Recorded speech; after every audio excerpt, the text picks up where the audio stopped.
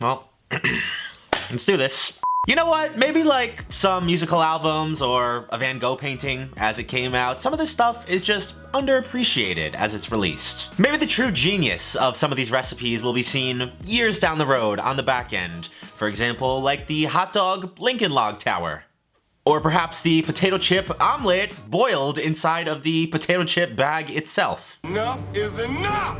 I have had it with these Chefclub ideas. Or maybe not, and they will always be viewed as badly as they are right now. You can always count on Chefclub to come through with very creative and mildly offensive recipes, and today is no exception because we're going to be trying out the two aforementioned recipes along with the chocolate-covered frozen pancake ice cream bar, which honestly looks pretty good. That might be the redeeming recipe for dessert. Regardless of the outcome, I'm sure we are in for a roller coaster of a journey today, so let's get right into this one. Even though the chocolate-dipped frozen pancake ice cream caramel bars could very easily be considered breakfast in most American households, we are going to start with something maybe slightly better for you for our first breakfast course today, the potato chip omelet. You will need some potato chips and some bacon, fresh parsley and chorizo, a chicken breast and your favorite kind of cheese, as well as an onion and a lot of eggs. Now in the video, all of the little additives or toppings are already prepped up, so I'm gonna take the liberty to go ahead and make all of these components as tasty and most likely to make this recipe good.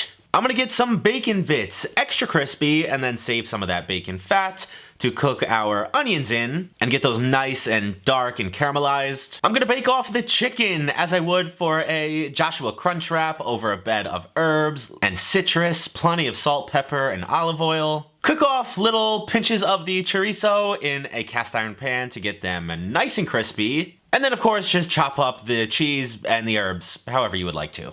Now, if I'm not mistaken, this is either the second or third Chefclub video we have done.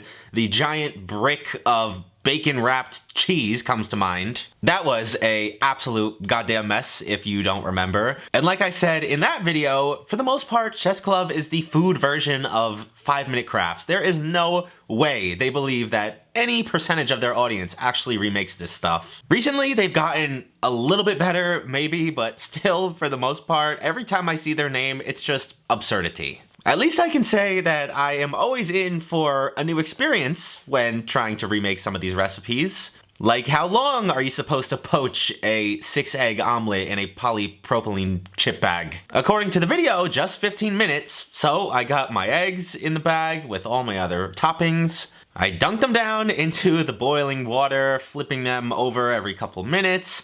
And then, oh you bitch, what a mess. I know it's only egg, guys, but this looks so disgusting. It looks like the sidewalk outside of a VidCon party or something. I did my best to scoop the remnants up, shove it back in the bag, and give it another 15 minutes in the water. That is double the recommended cook time as seen in the video, for those of you counting. And they look okay so far. The outsides are cooked. The barbecue version has maintained its shape. And upon cutting into them to get some nice slices, no. The middles were still raw. I think there's just so much going on here. It's so dense that it's really hard for the water to cook it. But I am not dealing with this any longer. I just cut what I could off of the ends, the actual cooked parts. I plated it up with a little squirt of sriracha since I only just now realized that the video said to not season these at all. I don't think I've ever made any egg product without some salt and pepper in it, but I guess today is the day. Let's give these guys a shot. Well, I did the best I could with this one, guys. Right off the bat, it needs seasoning. It needs salt and pepper. Again, if it's in the video and I missed it, I'm sorry, but I really don't think they put any. The chips and the additives or toppings alone are not enough. Sriracha helps though. That was pretty good. That was the barbecue bacon chorizo one. How about the plain with the chicken, cheese, and onions? Are these bad? Of course not. They're just gonna taste like eggs and whatever you decide to put in there. The cook on them is highly questionable. The very outside is so overcooked, it might as well be a rubber bouncy ball. While even the middle of like some of the ends were still a bit raw, so Not an ideal cooking situation. Very creative and different, I'll give them that, but sometimes it pays to just learn things the proper way. Just make a normal omelet, save yourself a lot of time and a potential runny mess headache.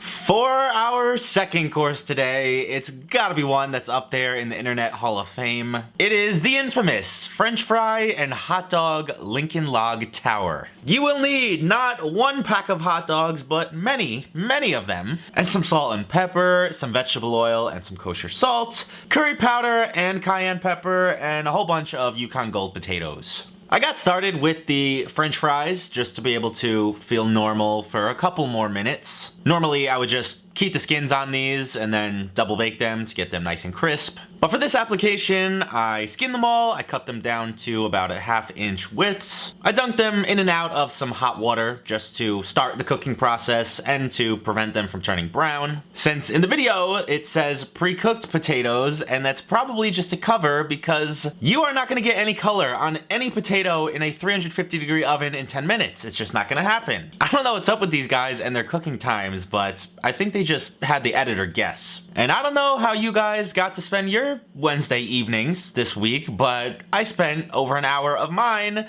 cutting Lincoln Log patterns into hot dogs. This was not as easy as it looks in that dang video. To get the cuts as clean as theirs was, I used a paring knife, which was kind of treacherous. And I want to say it took me closer to 2 hours than 1, but I honestly lost track of time. I started hallucinating halfway through this. There's also many things that I'd rather have my entire kitchen and cutting board saturated in than hot dog water. I swear to God, they pack these things with like a 1/4 cup of juice. Anyway, I finally got to the point of stacking these, and I was kind of shocked at how well they take the shape of a house. Very reminiscent of young David playing with Lincoln Logs. And about 40 minutes later, when the hot dogs were scorched and falling apart, I elected to remove them from the tray, crank the heat, and try to get these fries a little crispy. I just have too many questions to fit in this video, such as who and why, but I guess we have to see if a taste test will be able to answer any of those.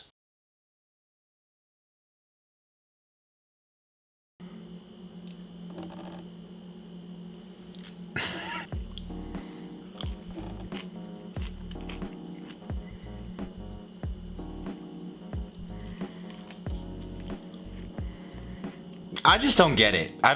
What is the vision here? In what circumstance are you gonna whip this out? Is it a weird holiday? Is it a strange children's birthday party? Like, when is it? It tastes like baked hot dogs and French fries. If you like those two things, this is for you. The fries are kind of my fault. For some reason, they were leaching a ton of liquid. I don't think I dried them well enough before putting them into the oven. Other than that though, what else is there to say? At least with the last one, I can kind of see like where it made sense. They're matching certain chip flavors, like a cheddar with an omelet, or a barbecue with like a southwestern omelet, trying to like merge the two foods in a way. With this one, I don't know. Just like a YouTuber apology video, maybe third time is the charm with the Chefclub recipes. Even though they should be the ones putting out apology videos for some of this garbage. But nonetheless, for the chocolate covered ice cream sandwich pancake on a stick, grab some granulated sugar and salt, some maple syrup and flour, unsalted butter and lots of sprinkles, baking powder, vanilla ice cream, an egg, heavy cream, some milk, and a bunch of milk chocolate chips. As I mentioned, I have no shame in admitting that these things are pretty cool and have a lot of potential. I find nothing wrong with this pancake recipe or putting them on a stick. I am a little bit scared of the ice cream portion of this and trying to keep that cold. I know from past experiences with myself and videos of other creators like Claire trying to make her Choco Tacos. Just because you get the ice cream back in the freezer, it doesn't mean it automatically freezes. It could still melt out, ruin the whole thing, and you never know it until you take it out hours later. Ice cream is very touchy and doesn't want to work with you and trying to put it in different forms for some reason. I got all my pancakes whipped up and put out onto a cooling rack. I tried this stupid ice cream hack that everyone loves to put in their viral videos. Why we need to cut discs of ice cream through the carton is beyond me. Why we can't just be a normal person and put a scoop on there and spread it out with a spatula, I will never know the answer to that. You do have to make way in the center for what will eventually be the landing place of our caramel, which, even though the recipe has changed, the absurd cooking time, or lack thereof, has not. The written recipe just says to bring this to a boil and add the cream. Stupidly, I did that and ended up with this watery mess. I was kinda in autopilot mode in my brain at this point and forgot that you have to cook sugar past a certain degree in order for it to thicken up at all. For a caramel sauce like this, it's anywhere from 320 to 350, depending on how dark and how thick you want it. And then once that gets spooned in the middles and smushed down with another pancake on top, we're gonna pop them in the freezer for as many hours as you've got. I let mine go for about 10 hours while I actually worked on everything else you saw in this video. And all that is left to do now is to melt some chocolate over a double boiler. Feel free to use a microwave, just be careful not to scorch it. Dunk your giant pancakes down in the chocolate and then finish them with some sprinkles. Could I have been super anal throughout this whole thing and used a mold to make the pancakes perfectly circular? Transferred the chocolate to an upright vessel to get that perfect dip and sheen? Of course I could have, but I mean, come on guys. We're not trying to impress anybody here. I'm trying to follow the methods that they used in the video exactly.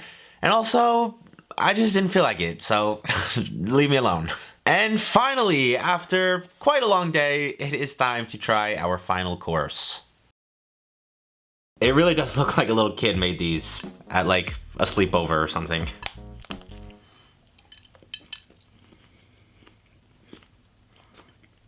Pretty good. Is this still overkill, super sweet, super extra as with all the other ones? Yes. But is it the most practical one so far? Also yes. The ratios are a little bit off for sure. You can barely tell there was ice cream in there. It's also just dumping out of it as I hold it here. It's a pancake with chocolate, ice cream, and a little caramel sauce. What's not to like? This one has potential for sure. I would say less chocolate, thinner pancakes, more ice cream, and then find a way to get it to actually stay in there and stay frozen. This one might be worth revisiting one day. At least I didn't waste all 16 minutes of your life with this one.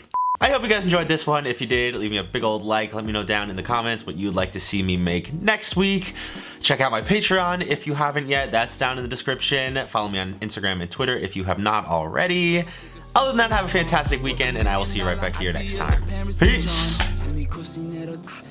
With my finger cooking, chefing in that kitchen, flexing how we living, yeah. I'm cooking up that fire out in David's kitchen.